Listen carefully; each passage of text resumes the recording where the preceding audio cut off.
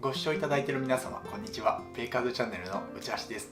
今日はですね、座学を行っていきたいと思います。今日ですね、皆さんと勉強する内容は中種法について皆さんと学んでいきたいと思います。まずですね、作り方っていうのはね、いろんな製法がありまして、とても有名なのはストレート法って言われる製法になります。ストレート法っていうのは生地を作ってそのまま2時間から3時間発酵して焼く形になります。これが非常にオーソドックスで一般的に知れ渡っているパンの作り方になります。そして次にですね、発酵手法っていう作り方がありまして、これは生地を発酵させたものを加えることによってパンを作る製法になります。ですので2段階法っていうふうに呼ばれております。まず生地を作って発酵させて、これが1段階目。その後その生地を一緒に入れて実際にこね始める、これが本ごねになります。これが2段階目ですので、1段階2段階あるので2段階法って呼ばれております。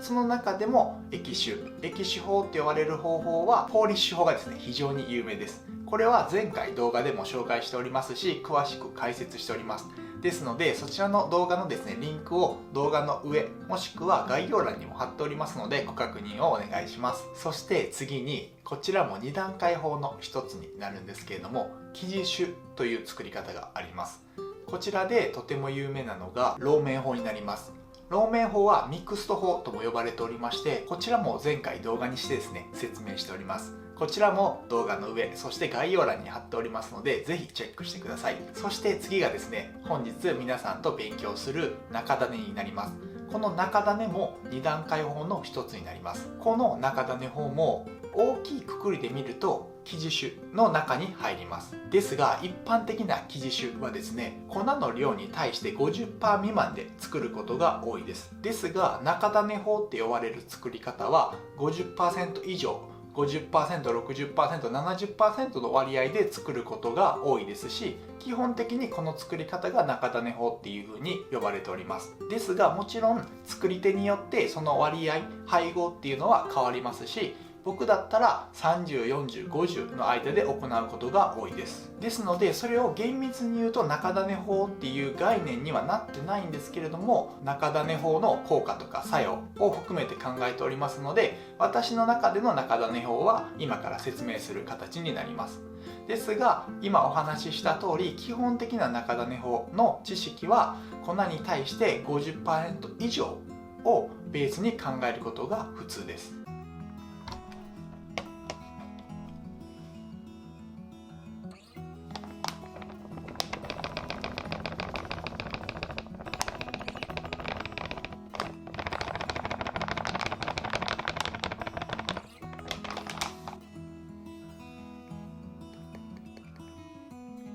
I know that you are having a hard time right now. That everything seems to crumble around you.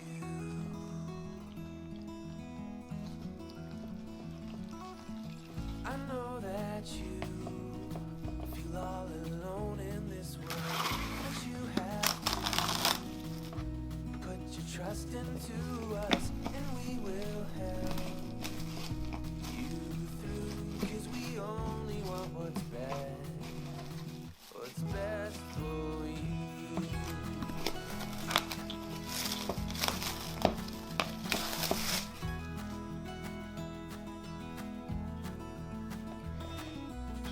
I know that you are having trouble believing right now.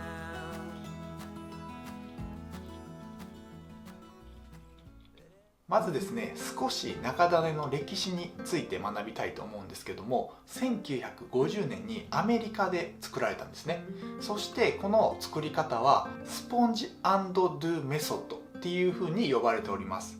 これを日本では中種と呼びます。そして作り方はですね、全粉量 50% から 100% の間でイーストと一緒に生地をこねて作ります。ですのでそれぞれ 50% であれば 50% 中種法、 70% であれば 70% 中種法、そして 100% であれば 100% 中種法っていうふうに言います。今の質問を聞いて100% 中種法それってストレート法じゃないのっていうふうにね思われた方も多いと思うんですね。ですがこの中種っていうのは小麦と水とイーストを入れてまず発酵を取ったものになります。ですのでその段階で塩とか副食材っていうのは入れないです。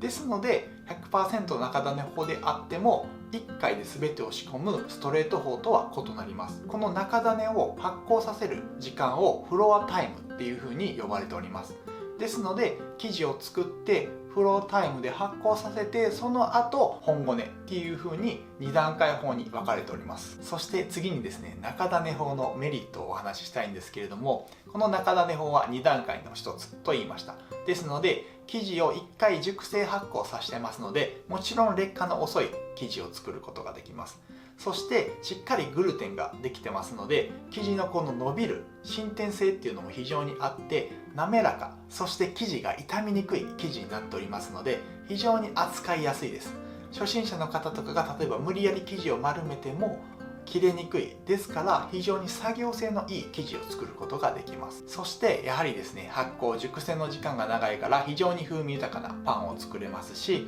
非常にソフトでボリュームのあるパンを作ることができます。そして次にですねお話ししたいのがデメリットです。もちろん作り方にはメリットとデメリットがあります。この中種法のデメリットなんですけれども、単純にねやはり時間がかかります。このデメリットはですね2段階法には絶対つきまといます。やはりね単純に手間が増えるからその分ね工程も長くなるし時間もかかります。そして労力もかかります。これがね最大のデメリットにはなっております。そしてもう一つは家で作る際にはそこまで関係ないとは思うんですけど、これをですねパン屋さんで作るとなると実際パン屋さんで仕込む量ってすごく多いですね。ですので 50%、60% の中種を仕込んだとしても生地量で 20kg とかいく時があるんですよ。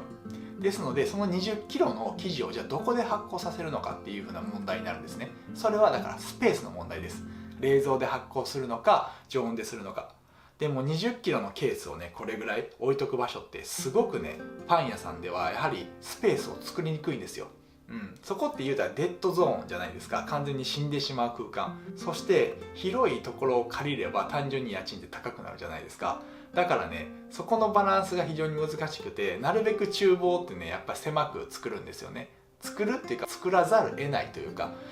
だからやっぱこう作業性を考えると広い厨房がいいんですけれども実際はそういう家賃とかの関係でどうしてもギリギリの面積の厨房だったりその箱を借りるんですよね。ですのでその中種を発酵させる冷蔵庫を置く場所だったり中種を発酵させる常温のスペースだったりっていうのを確保するのが非常に困難なんですね。ですのでこういったところで中種を断念される方も多いです。以上がこの中種のですねメリットとデメリットになるんですけれども、やはりメリットは非常にソフトで滑らかでふんわりしたパンを作ることができます。ですので大手のパン屋さんだったり町のパン屋さん、ソフトなパンが好まれるお客さんをターゲットにしているパン屋さんでは非常に好まれて使われているのがこの中種になります。そして次にですね中種の発酵時間なんですけど、これってね大きい決まりはなくて一般的に多いのは3時間6時間、そして一晩ですね常温で発酵させる作り方が多いです。ですがこれはね作り手によって正直全然違いまして、3時間6時間8時間あと12時間18時間24時間っていう風な発酵を僕は聞いたことがあります。しかも温度帯も常温、25度ぐらいで発酵させる人もいれば16度とか中温ぐらいで発酵させる人、あとは5度とかで発酵させる人と、あとは1度とかで2日3日ぐらい発酵させる人もいます。ですのでこの発酵時間は正直人それぞれだからこれが正しいっていうのはないです。ですので皆さんが作られる際は3時間だったり4時間5時間6時間どれでもいいですし、皆さんのライフスタイルに合った作り方をしてもらえるとベストだと思います。そして今まで説明してたのは一般的な中種になります。そして中種法っていうのは実はね2つありまして、普通の中種法と加糖中種法っていう風な作り方があります。この加糖中種法っていうのは何であるかというと、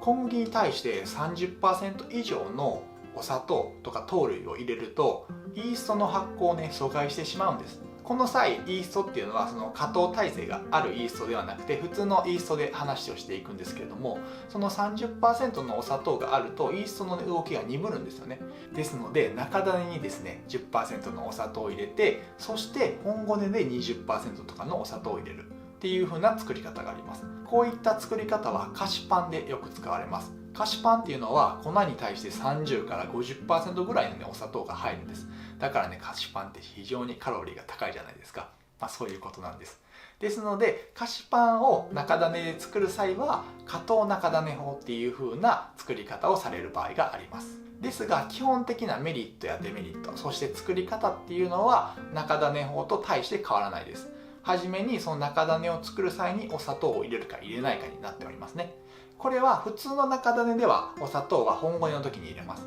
ですのでそこが違いになりますよね。そこだけ頭に入れといてもらえると OK です。ということでですね、本日は中種をですね皆さんと勉強いたしました。基本的にパンってねたくさん作り方があって、その解釈とかって若干ねその職人さんによって違うんですよ。でもそれぞれの作り方にはちゃんとしたベースがあるので、そのベースをしっかりと頭に入れて、それを理解した上で自分の中でアレンジしていく、それがねやはり大切だと思うんですね。そうしないとメリットやデメリット、それを使う意味っていうのが分からずにやってしまうんですよね。そうすると一体これは何のためにやってるのかもよく分からないし、逆にあれなんでこれこんな時間かかるんだ、ストレートで作った方がいいんじゃないのっていうふうに、ね、思われたりすると思うんですよね。でもそういう知識があれば、あ、これはこういう意図があってやってるんだな、ああいう意図があってやってるんだなっていうふうに分かるじゃないですか。そうするとパン作りってより楽しくなると思うんですよね。ですのでそういった知識を少しでも入れて、そして自家製パンにそれを生かしていく、そして自分のパン作りを構築していく、自分の製パン、自分の自家製パンっていうのはこうなんだっていう風なところにたどり着けると最高なのではないかなって僕は思うんですね。ですので皆さんもですね今後いろいろな座学を私と一緒に勉強していければと思いますので、ぜひですねこの座学も見ていただければと思います。本日も最後まで動画をご覧いただき本当にありがとうございました。皆様のコメント、そして視聴がとても励みになってます。この動画がよろしければグッドボタンとチャンネル登録をぜひぜひよろしくお願いいたします。そして私ですね Twitter と Instagram こちらでも配信しておりますので、ぜひ登録フォローの方をよろしくお願いいたします。本日も最後まで動画をご覧いただき本当にありがとうございます。皆様お体ご自愛くださいね。ではまた次の動画でお会いできることを楽しみにしております。バイバイ。